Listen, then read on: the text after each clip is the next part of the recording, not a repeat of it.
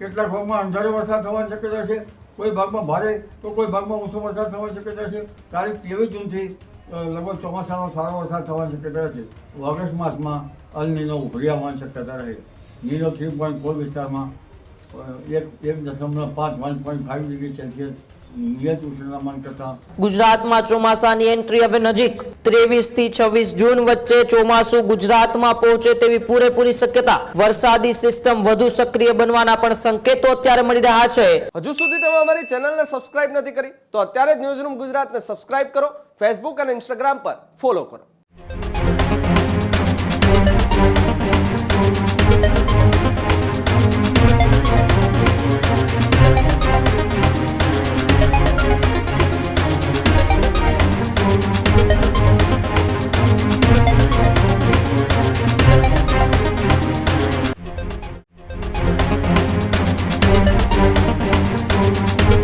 સમાચારમાં આગળ વાત કરીએ તો સમાચાર હવામાન વિભાગને લઈને સામે આવ્યા છે, જ્યાં ગુજરાતના ખેડૂતો માટે આનંદના સમાચાર સામે આવ્યા છે.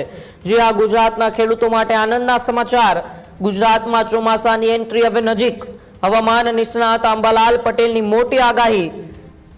23 થી 26 જૂન વચ્ચે ચોમાસું ગુજરાતમાં પહોંચે તેવી પૂરેપૂરી શક્યતા.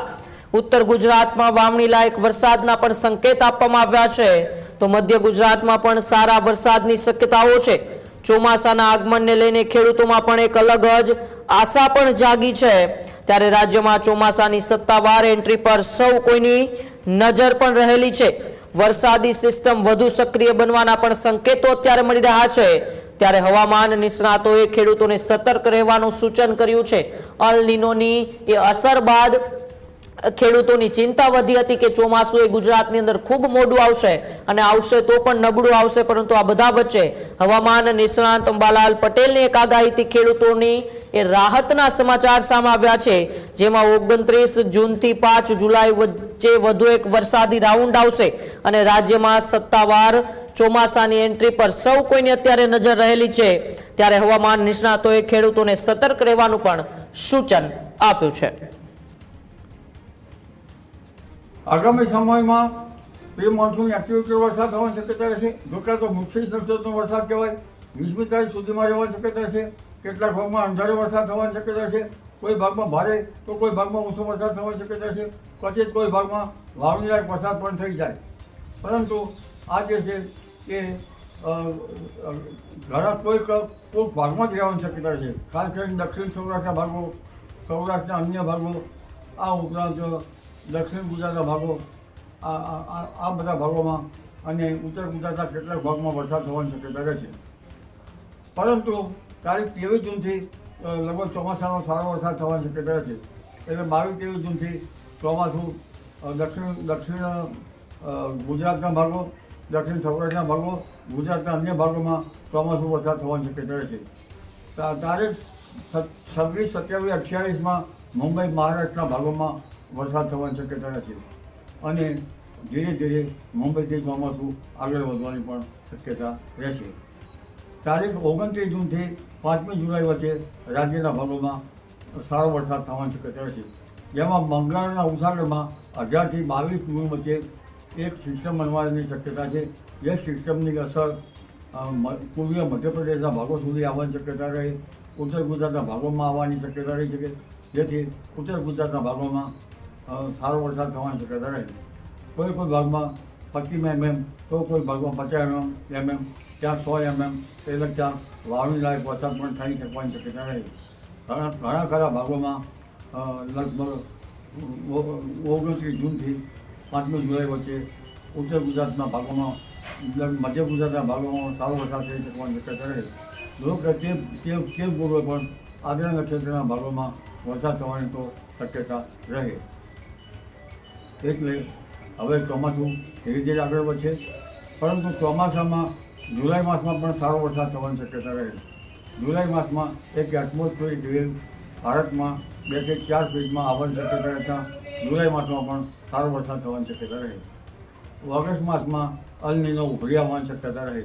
નીનો 3.4 વિસ્તારમાં 1.5 1.5 ડિગ્રી સેલ્સિયસ નિયત ઉષ્ણતામાન કરતાં ઉષ્ણતામાન વધારે છે અને લગભગ ત્યારબાદ સપ્ટેમ્બરમાં 2 ડિગ્રી સેલ્સિયસ જેટલું નિયત તાપમાન વધતા ઘાતક સ્થિતિ અનિયમોની જોવા મળી શકે.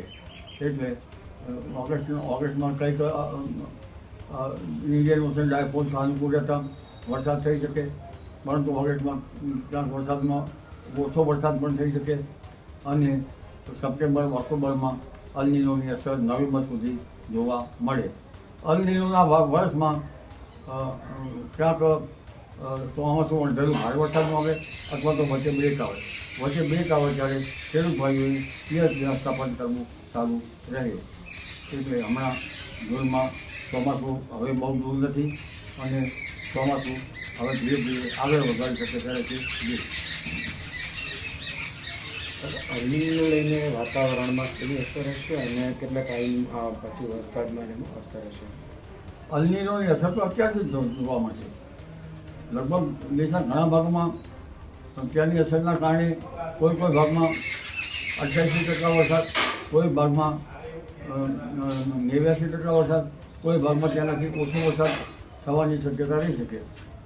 25-35% વરસાદ કોઈ ભાગમાં ઓછો ક્યાંક થઈ શકે, પણ એવી સ્થિતિ લગભગ કોઈક જ ભાગમાં હોઈ શકે. એટલે અલ નીનોની અસર તો થવાની શક્યતા નથી. પરંતુ તે પહેલાં ગુજરાતમાં ચોમાસું આદ્રા નક્ષત્રમાં સારું આવશે અને પુનર્વસુ નક્ષત્રમાં પણ સારું આવવાની શક્યતા રહે છે. અને ઓગસ્ટ માસમાં કંઈક જો વરસાદ થવાની શક્યતા રહે છે. ખાસ કરીને અલ નીનોની અસર ઓગસ્ટથી સપ્ટેમ્બરમાં ઘાતક અનુભવી શકાય. એટલે જ્યારે વચ્ચે વરસાદ વિરામ લે ત્યારે ખેડૂત ભાઈઓએ પિયતનું વ્યવસ્થાપન કરવું સારું રહે.